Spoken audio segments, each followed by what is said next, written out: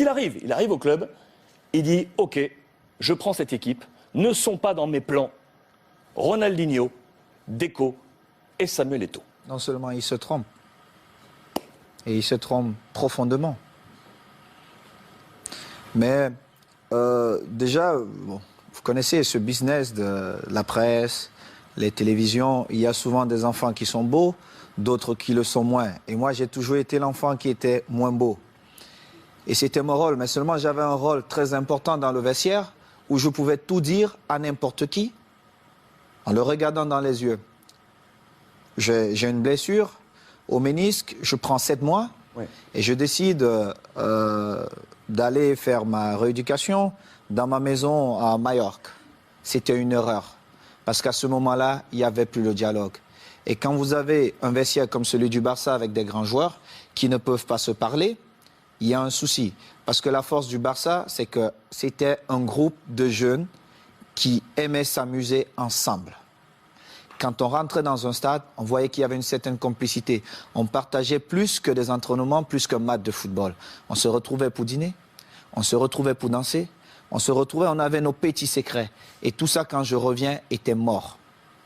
Était mort. Et comme j'aime souvent dire les vérités, et pour moi, toute vérité est bonne à dire, évidemment, ce jour, Ronny se trompe parce que c'était le match, mon retour, c'était face à la Real Sociedad. Franck, qui me prend avant le match, il me dit « Est-ce que tu veux commencer ou tu vas attendre ?» Je lui ai dit « Franck, je préfère jouer les dernières 20 minutes en espérant que le Barça sera en train de gagner 3-0, voire 4. C'est plus facile pour quelqu'un qui a fait 7 mois sans jouer. » Mais malheureusement, ce n'était pas ça. Franck fait 3 remplacements. Et je suis toujours à l'échauffement. Et à un moment donné, je reviens vers le banc de touche et j'ai dit à Eusebio, on a fait 3 remplacements dont je vais aller m'asseoir. Simple. Moi, je n'étais pas fâché. Je reviens, c'est mon premier match.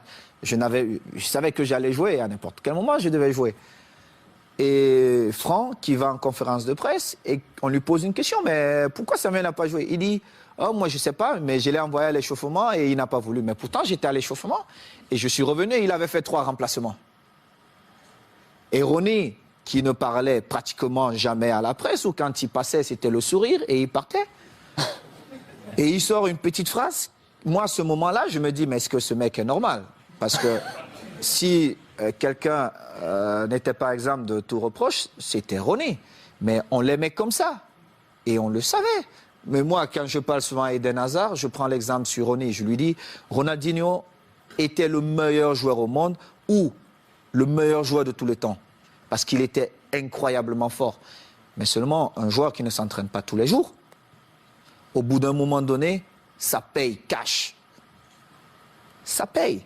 Tu peux être Ronaldinho, tu peux être Messi. Si tu ne t'entraînes pas, monsieur Eden Hazard, au bout de 2 ans, on t'oublie. Et le football va tellement vite qu'il y aura un autre gamin qui va naître, qui sera encore plus fort. Et c'était ça.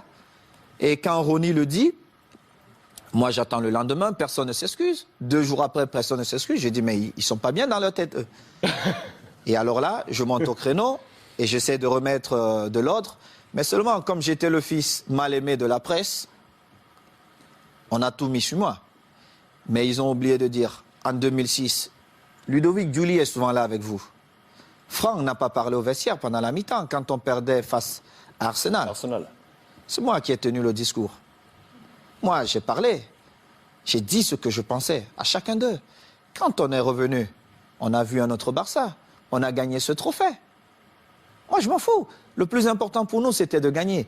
Et il était inconcevable de voir un groupe de jeunes gamins avec autant de talent perdre match face à Arsenal.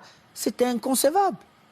Et du coup, comment vous avez pris ce message quelques semaines plus tard, lorsque Guardiola qui arrive dit « Moi, Eto'o, Deco, Ronaldinho, c'est dehors ». Mais j'ai d'abord rappelé à Guardiola qu'il n'a jamais été un grand joueur. Il était un bon joueur. Et c'est vrai.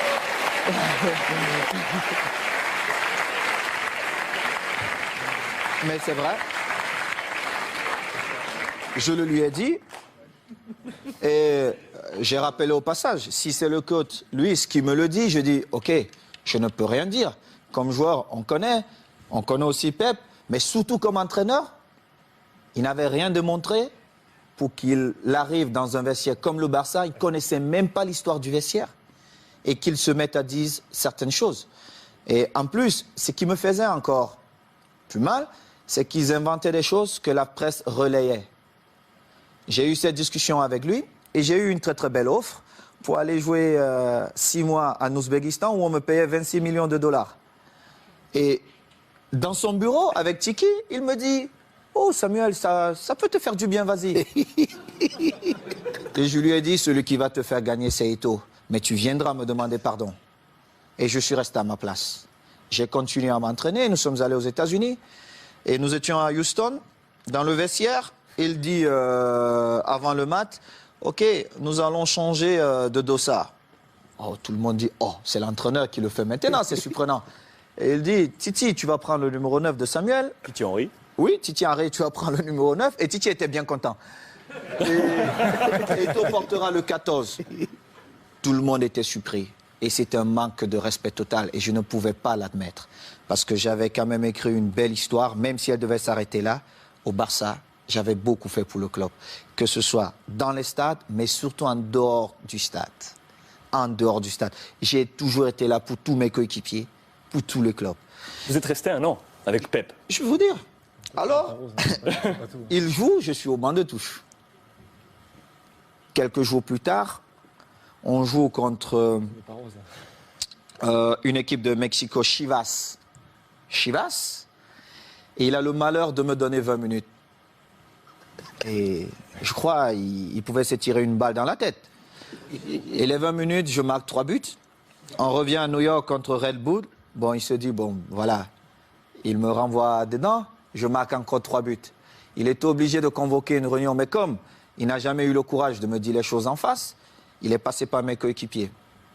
J'étais en train de dîner et le délégué vient, Carlos Nava, il me dit, viens, j'ai une surprise pour toi. Moi, j'étais pressé. Je me disais peut-être c'est Beyoncé qui m'attendait.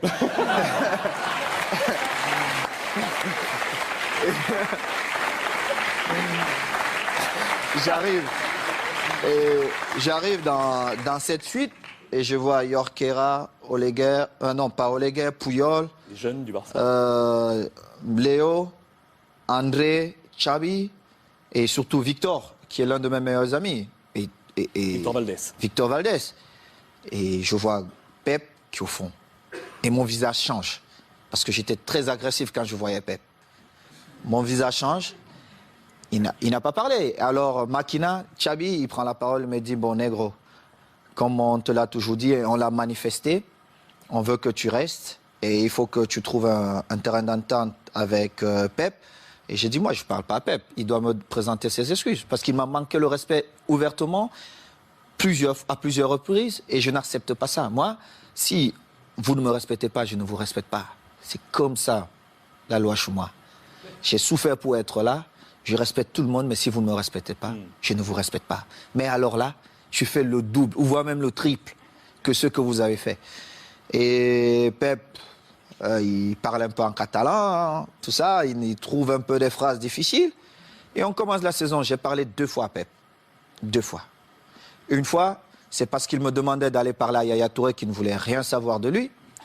Et une autre fois, c'est parce qu'il voulait me donner des leçons.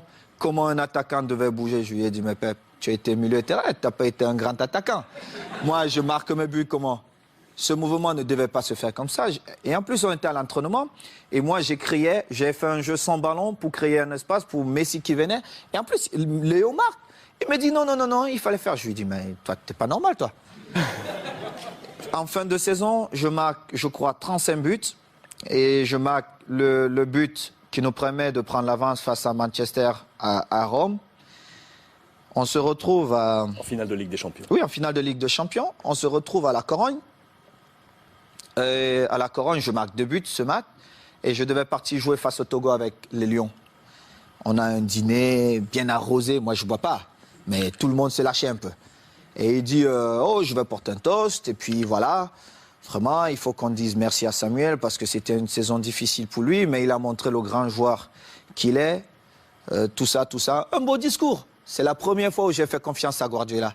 Mais cela m'a coûté mon passeport pour l'Inter de Milan.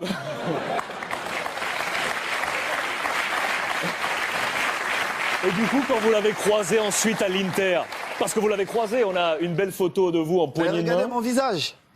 Parce que Guardiola, il m'a vu dans le tunnel. Est-ce qu'il m'a salué dans le tunnel? Il ne m'a pas salué dans le tunnel. Il a vous a attendu salué? là où il y avait tous les caméras. Moi, quand il a regardé le visage de Thierry Henry, ça dit tout. Parce qu'ils ont vu la scène. On était tous dans le tunnel.